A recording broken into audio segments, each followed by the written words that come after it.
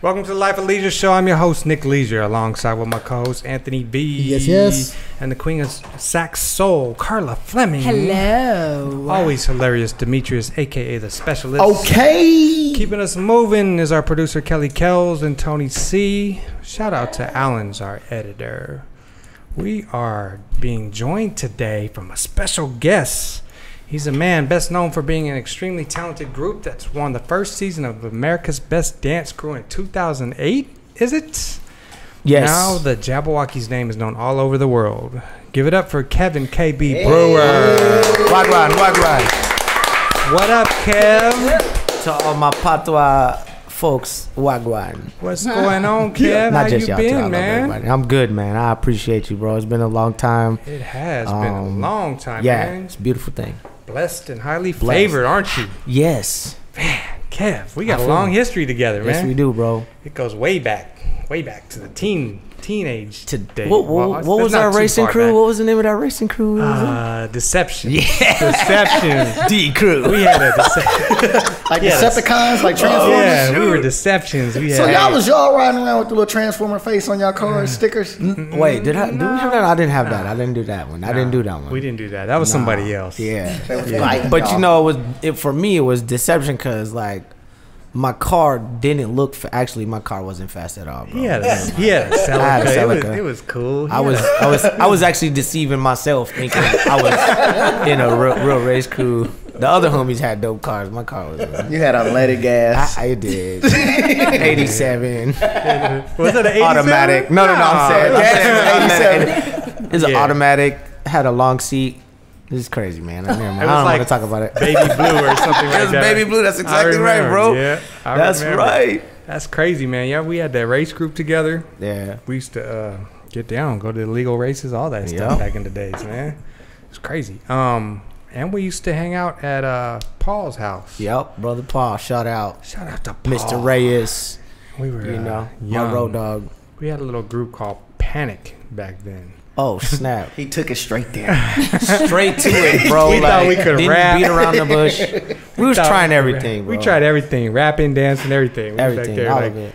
Panic. It was like Paul, Asif, Nick, somebody, and Kevin. Yeah. So the shit spelled out Panic. Yeah, Panic. Don't think we wasn't clever, bro. Come on, we was at least clever. Oh man, we were ahead of our time back then. You know. Then he had to go make it all like it could have been napkin, but Jabberwockee's.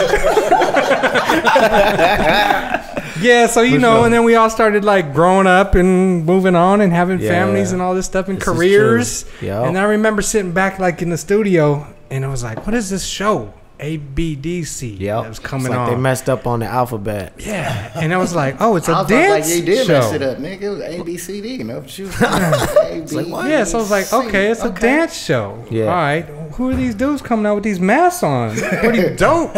And then at the end, you guys had to like take your masks off and stuff for the judges. Yes. And I was like, that looks like Kev. Yup. I was like, looks like Kev. Demetrius looked like Kev. There you go. Right now, actually. Exactly.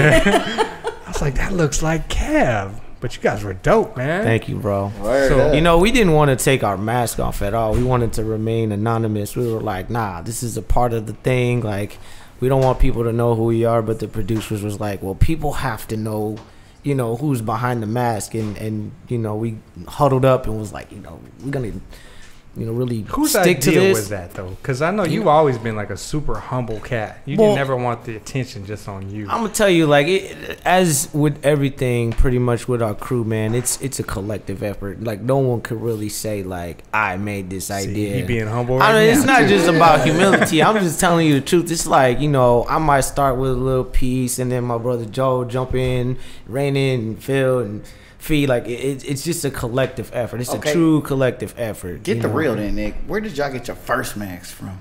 The first mask was Dollar Tree or some shit? It was Party City. You know, Party City. They had the little Disguise Ink mask, little white mask, and well, you know what? I take that back. Chuck E. Cheese. I take that back. There was a couple iterations of the mask prior to the one that was Party City. We had like this little round mask. It was crazy. And then we had the silver looking mask, and we tried a couple ones, but the white one, the expressionless mask from Party City was the one that felt right. You know, it was like, that's it. You know, we had the whole outfit on. It was like, yeah, that one's kind of cold because, you know, we just, now, I don't know. Did that start before? Because you had a crew before that called Three Muskies, right? Oh, yeah. So that's me, Joe, and Phil. We're Sac Boys. We danced together in a crew called Kaboom Squad. This was like the first crew. Well, actually, I'll take that back. A little bit further, there was a group called Absolute Madness. Shout out. I don't even know if anybody listening from Absolute Madness. I actually joined that crew. I wasn't like the founder of it. I just hopped in because my boy Joe was a part of it. And then from there, my boy Joe started dancing with Kaboom Squad, which was, I mean, I was on one side. I was on the valley side of 99, and these boys was on the Florin High South side. Sac, baby. Yeah, exactly. Shit, and so before I got a car, I didn't even know that side existed. And once I started driving, I was like, you know, branching out, and I was like, oh, okay, this is over here. And then met up with some of the homies because I was, you know, just kind of kicking it with my boy Joe. It's like, yeah, I'm dancing with this other crew. So started fellowshipping with them, and then they asked me to be a part of it. That's where I met Phil. And then from there, we just got tight. Me, Joe, and Phil just kind of was always brainstorming and building together, and then we just kind of coined ourselves as Three Muskie, and then we just kind of moved around a little bit as that picked up different dance technology, and you know. And you went didn't you leave and go to like San Diego or something? I did. 2002 is when I left Sacramento. And this was like, I knew every inch of Sac. I was stomping all over the city, and I had a good friend tell me, like, yo, you need to get out of Sac, bro. It's stagnant here for you. Like, you need to stretch yourself. So I was like, yeah, man, I'm going to stay in Sac. I'm Sac till I die, you know? But it was actually good advice because I took it. I actually found a reason why. You know, I was following the dance. I went down to San Diego, started fellowshipping with some people out there, and it just like my whole perspective just opened up. Like they was like, "Yo, like you're a dope dancer, you can freestyle and all this other stuff," and I was like, "What?" I'm just kind of just being my nerdy little dance self, you know. And so it actually people just started feeling with you it. too at that time? Joe went with me. Well, not initially. Joe came later. A couple of years later, he was like, let me go check up on my boy, see how he's doing. So we lived together for a bit in San Diego, shared an apartment with my sister, and was pursuing that dance life. And then Phil was holding it down in Sacramento. He has a group called the Boogie Monsters that was practicing out of Step One. Yeah, shout out Boogie Monsters. You know, that's Fam Royale, you know.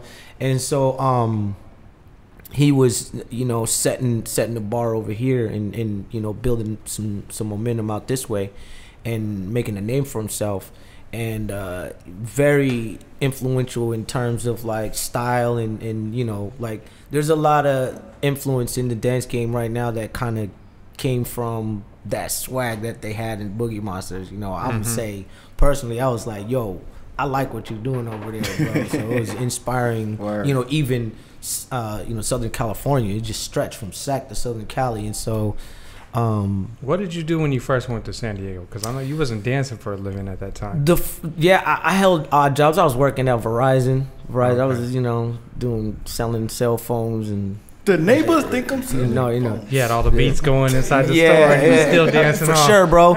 I mean, I worked out at Apple Computers. I was a technician for a bit. Shout out Apple, you know, UTC, La Jolla. That was the family right there. Y'all know who I'm talking about.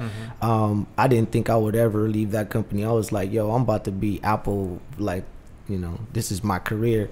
And then the opportunity came up for America's Best Dance Crew. And dance was always like, what it seemed was like dance was always my side thing, and I was working to, you know, of course, to sustain, right? But now that I look back, it was like the working was just something for me to earn cash to sustain, but the dancing was the true, real thing that I was supposed to be about. The dream, right. You know? And so, yeah, man. When you tried out, how many other groups were there? Actually, there was a lot. There was, man, I can't even say, I don't remember the exact number, but like hundreds, thousands. Yeah, I mean, well, at the auditions, there was like a bunch of crews from all over, bro.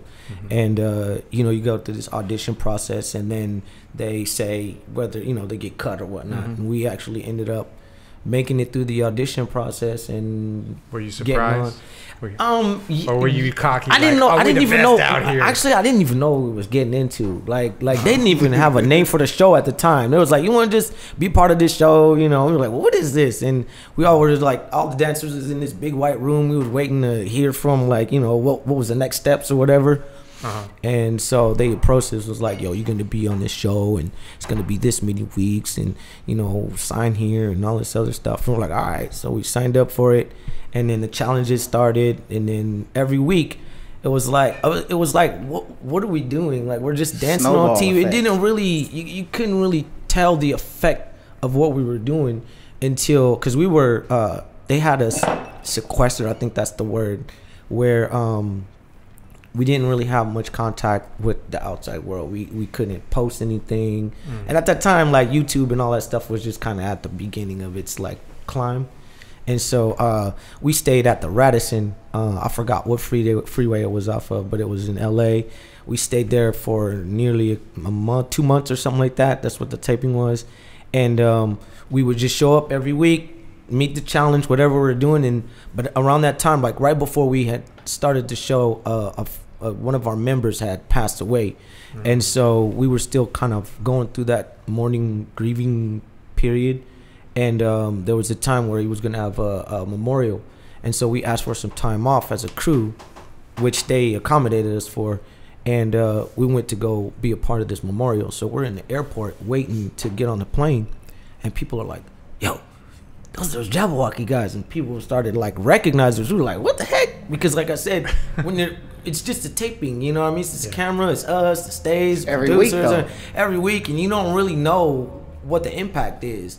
And then when we got out in the world, we saw like people were really, they knew who we were. So it was like, this is kind of crazy, you know what I mean? Yeah. And after the show, when they said, you know, it's down to the 2 people, Jabberwockeez, we were like, oh snap! It was weird, unreal. Get the wheels. Unreal. Like thinking about it now, it's just like, wow, that was kind of. Is it true that the Jabberwockeez name came from like a poem or something? It's inspired by Lewis Carroll's Through the Looking Glass. It talks about the dragon in the Toji Woods. His name is the Jabberwocky.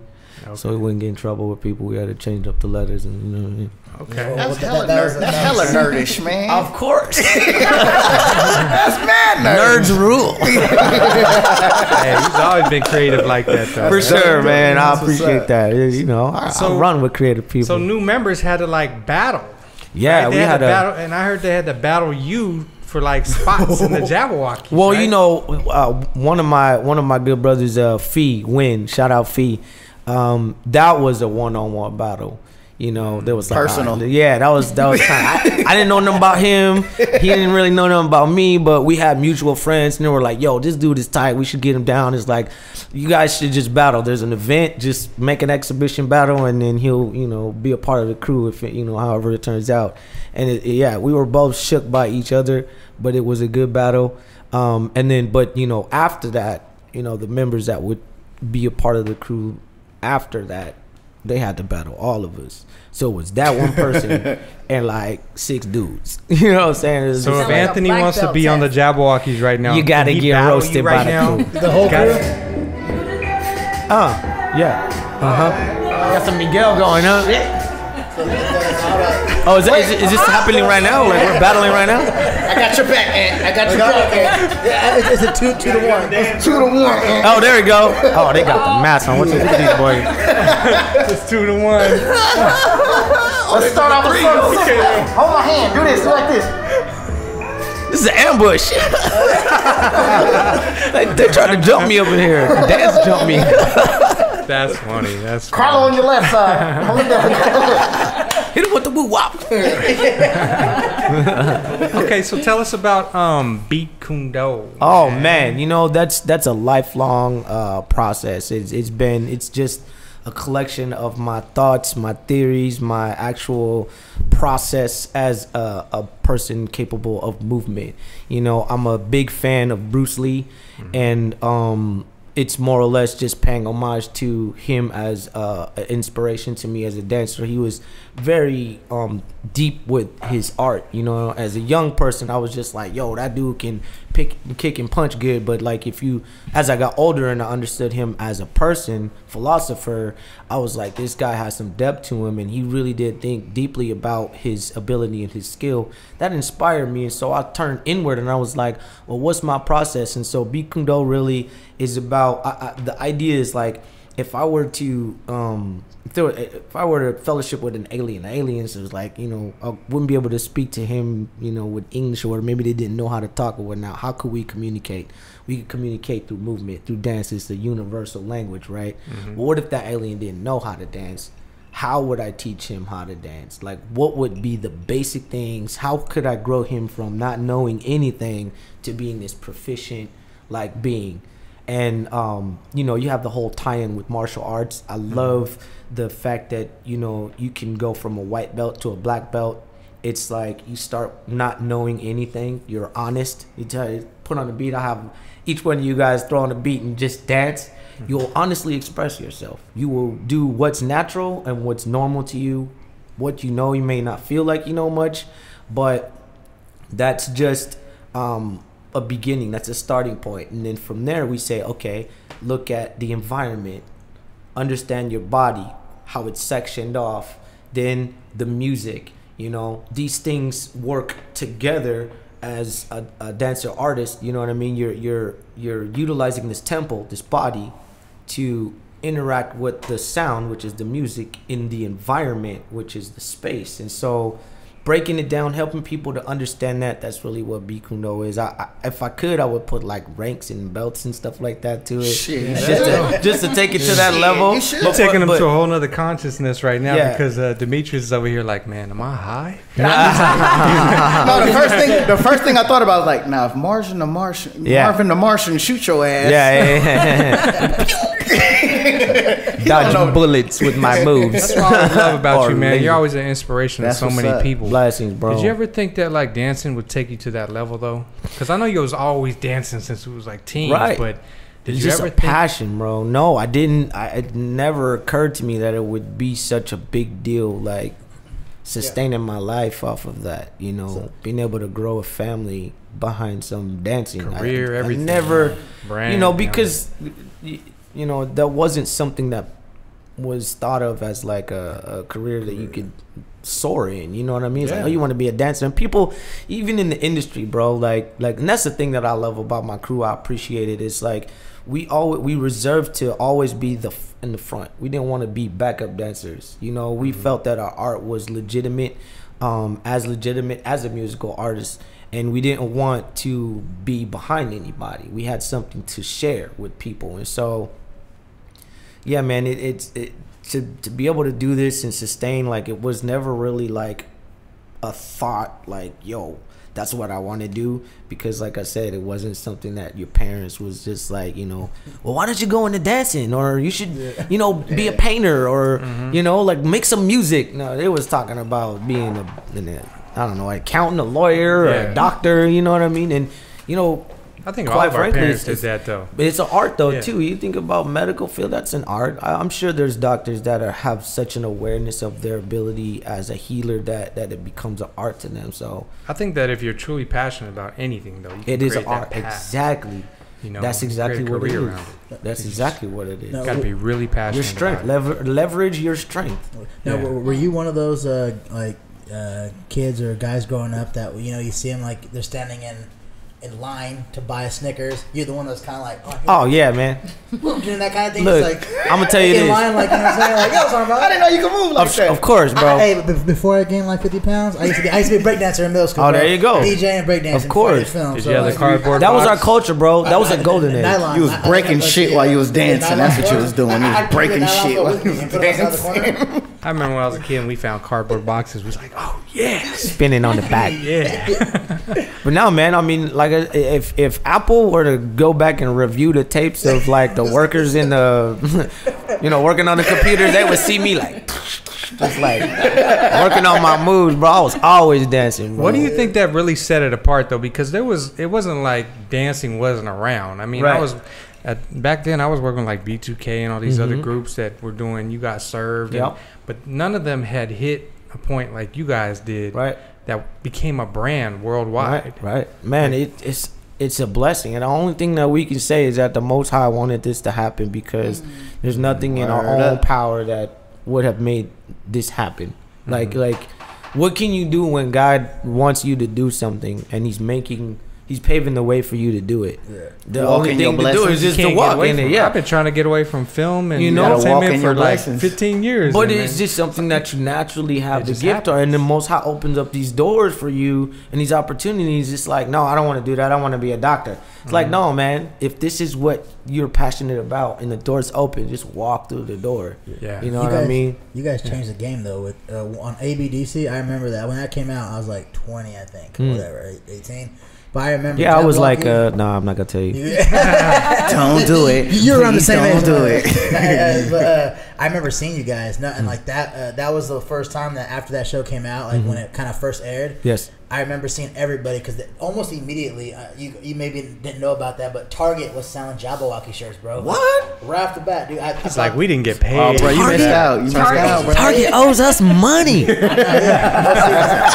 I remember like immediately, like I was like, oh man, ABDC is the biggest talk, right? Yeah. And all of a sudden you see everybody walking around like the red Jabberwocky Yeah, shirts. bro, the 3-stack. Yeah, man. Yeah, the red ones was. Yeah, it was the hardest. They was like Jordan colors. You know, Jordan's got the black and red J's. I need the red Jabberwocky mask. Oh, see, the after kids that, had they copied you after that too, because they had those swag shirts, you know, after Yeah. that were just the same Oh, style. yeah.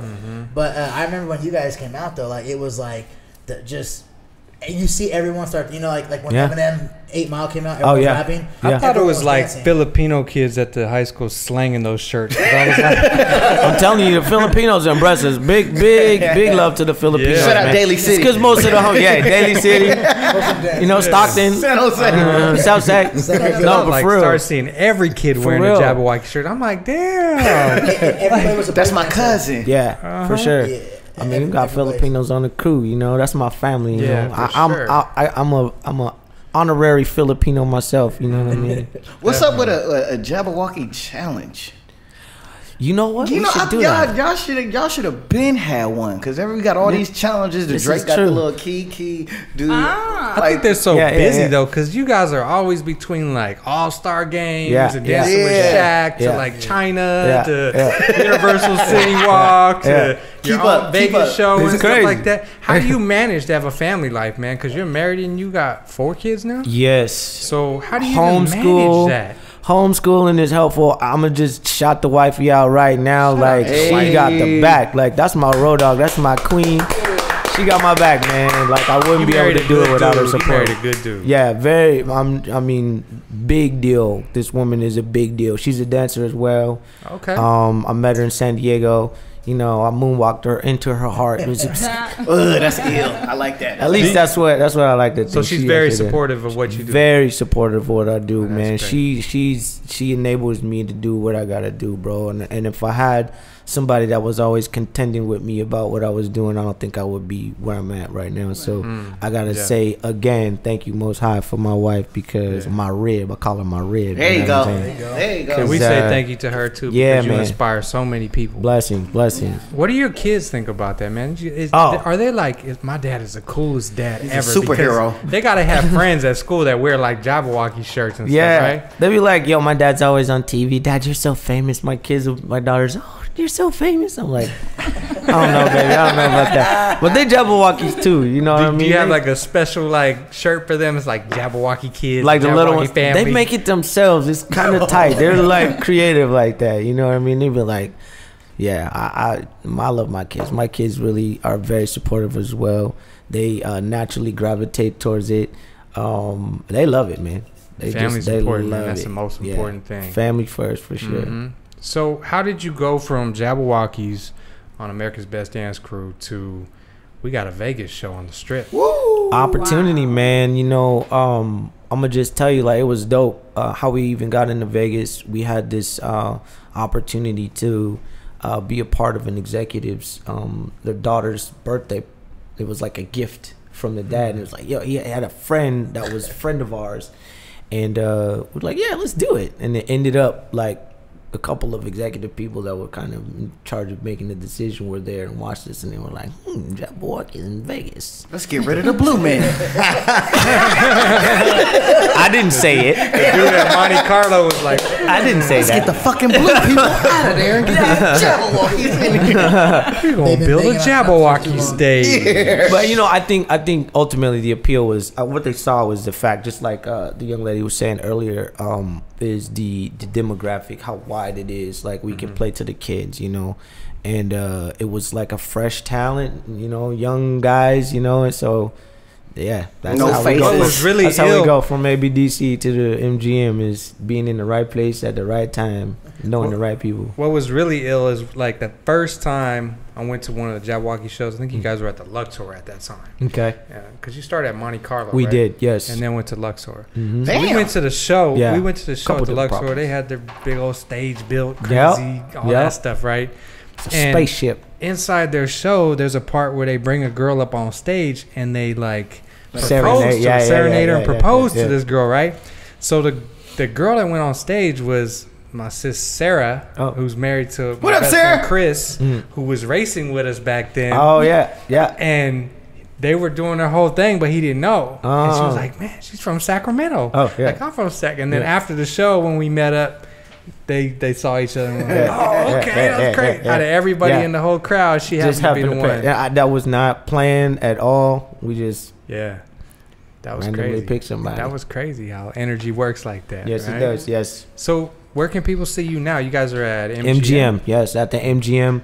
We're in a theater that's across from David Copperfield's theater. Wow. But it's a big Jabberwocky sign out the front. You know, we got a mural. I That's gotta what's go to up. MGM Gotta soon. Hey man, What's up, bro? For hit real. me up. Let me know. I'm pulling up. I'm And- pulling and, up. you know, I want to shout out too. Actually, I want to shout out MGM as well, man, because they've been such a good. They've been an advocate of us. You know, they've really been positioning us in a lot of good looks. You know what I mean? Like they really appreciate us. They've been like it's tight because it's almost what it feels like is like they're proud to say that they have access or that Jabberwockies are affiliated. You know what I mean? And not a way where they're like trying to take advantage. Like it's genuine. Like we've met some of the executives. The Get dudes your are money, like, man. Yeah, So did they build you a they're stage down like to the other earth, place? bro. Like They're mad Luxor? cool. What's that? They build you a crazy stage like Luxor did back then? or- Well, this one is a little more intimate. It's not quite as big just because the space, we don't have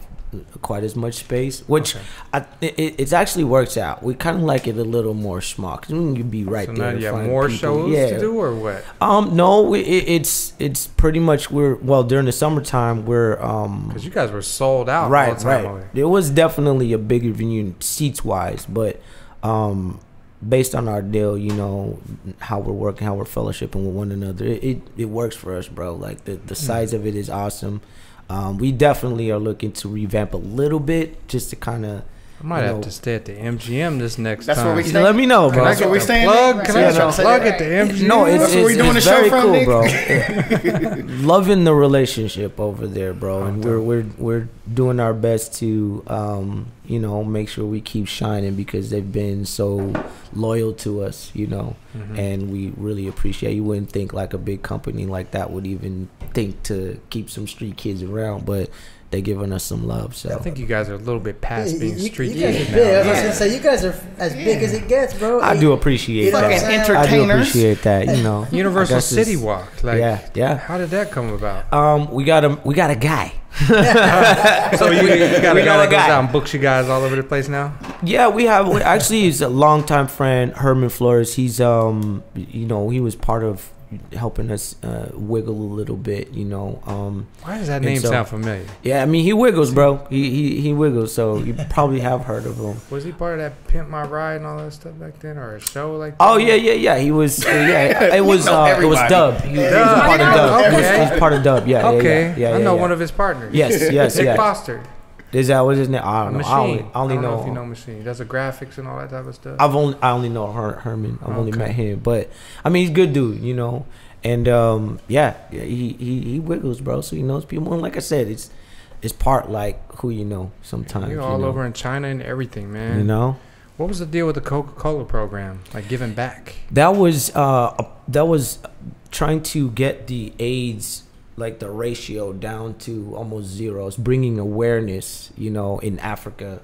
And it was that Coke Red thing, and so it was a campaign that we hopped on. It was a great cause. You know, we've had close people in our lives that were affected by that particular, you know, ailment, and we wanted to, some way, shape, or form, help by being a part of that. So it was fun. It was a lot of fun. Coke takes care of us. You raised a lot of money going out there dancing and stuff like that. It was mostly about bringing awareness. That was the campaign. So okay, are they still backing you now, or are you still doing? Currently, no. I mean, it was just a little quick interaction. We haven't done anything with Coca-Cola lately. Okay. So, I mean, if they want to holler, they can holler. We still. Is there anything that we should be looking out for coming up? Well, yeah, we're gonna be in Universal Studios. It opens in September 1st. I want to, or was it the 18th? I'm sorry, don't quote me on that. I gotta check them dates. It's like a Halloween thing, right? Halloween Horror Nights at Universal Studios. They shut down the theme park, or not shut it down, but after the park closes, they theme it out to horror. They got a bunch of mazes, and what they've asked us to do is be like a palate cleanser for all that horror. So our show is not scary at all. They walk around the park, they get freaked out, and then they go sit down and laugh a little bit at a Jabberwocky 20-minute Jabberwocky show, and then they keep it pushing. And they have them in rotation like every hour. So. And you guys have got some awards and stuff. Living Legend of Hip Hop Award, things like that. Lifetime Achievement Award, right? Stuff like that. So we've been blessed, bro. And we just doing what we do, man. We family people. We tribe. We just trying to really have like trying to create generations of this, you know, and the byproduct is just really all the success. You know, we all put our minds to that one thing, and it's happening. So I really like how you're like freaking like not just like humble, but like I like how like you're positive coming from like, let's say, South Sac right now. That's what's up. Yeah, because like a lot of people with the internet now are going negative or like running out, like we were talking about the other day, stealing things to be famous or whatever else. But you guys are like sticking to your There's another way, man, and giving back to with the red Coke Red. I think that's freaking amazing. It's like it really is like inspirational to know like you don't have to sell yourself short by like getting naked on camera. You don't have to do that. Do what you do. Did you say the Jabberwockeez getting naked on? No, I'm just saying.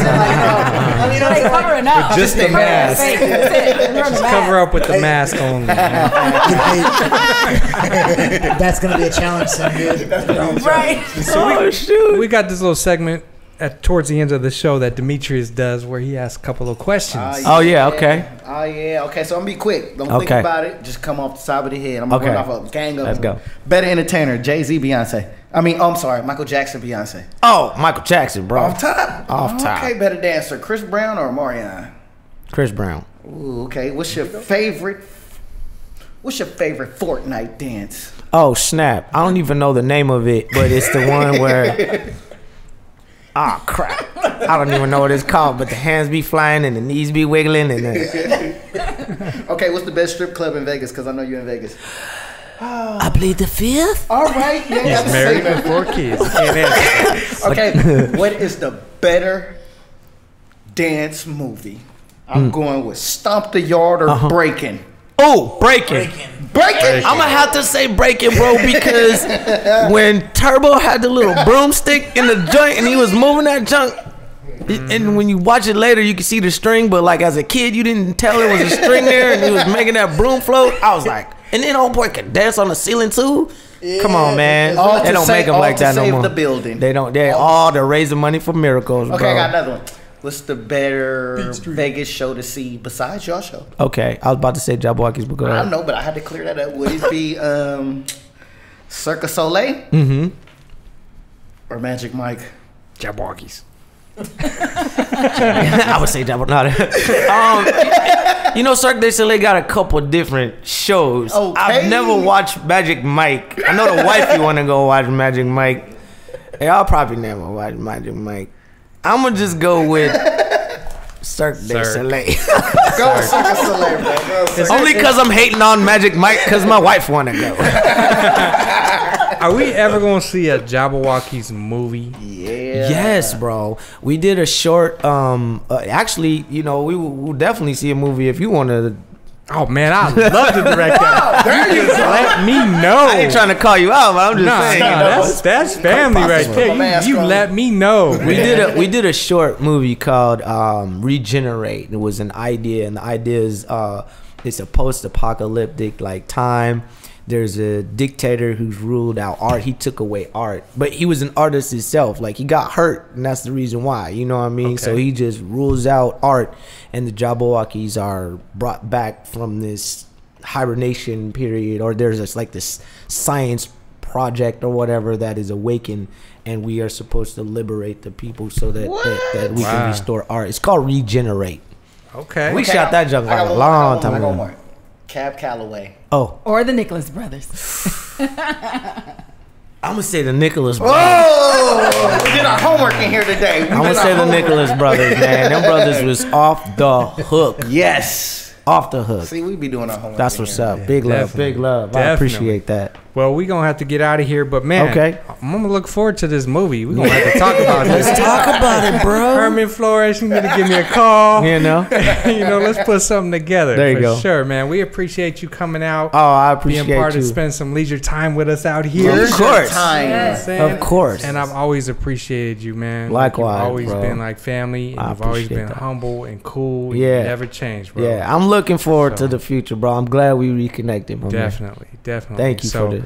we will be back at 8:30 on the next show. Okay. But thanks for coming by, KB. My pleasure. We love you, and we'll Love you see too, you bro. guys later. Yeah. Peace out, y'all. Yes. Fortnight.